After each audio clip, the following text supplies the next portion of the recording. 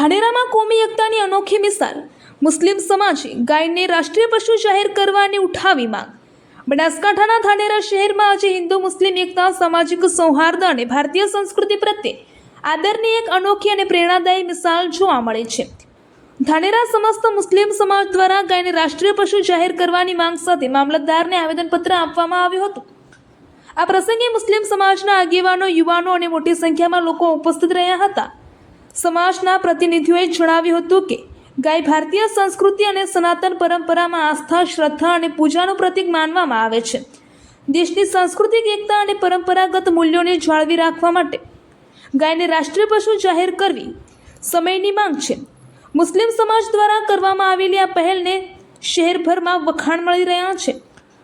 ધાનેરામાં જોવા મળેલી આ કોમી એકતાની ભાવનાએ ફરી એકવાર સાબિત કર્યું છે કે સમાજમાં ભાઈચારો અને પરસ્પર સન્માન જ દેશની સાચી શક્તિ છે. અહેવાલ હિતેશ સોલંકી, ધાનેરા.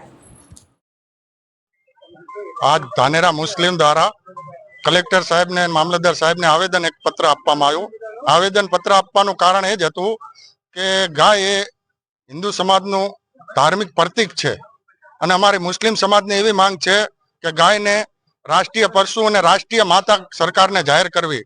એના માટે આજ મુસ્લિમ ધાનેરા સમાજે રેલી કાઢી અને આવેદન પત્ર આપ્યું છે. ગાય એક હિન્દુ સમાજનો જે આસ્થાનું પ્રતીક છે અને એને હિન્દુ સમાજ માતા તરીકે માને છે.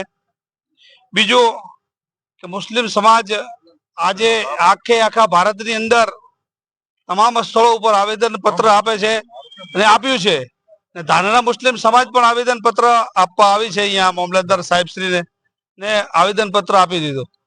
તો અમારી માંગ છે કે ગાયને રાષ્ટ્રીય પશુ જાહેર કરો અને એનું તમામ સંરક્ષણ જેવી રીતે એમને રક્ષા થઈ શકે રક્ષા કરો.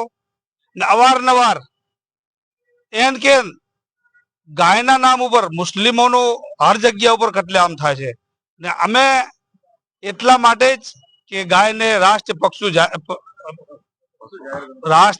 પશુ જાહેર કરો અને એને સંરક્ષણ પૂરું પાડો. ને જે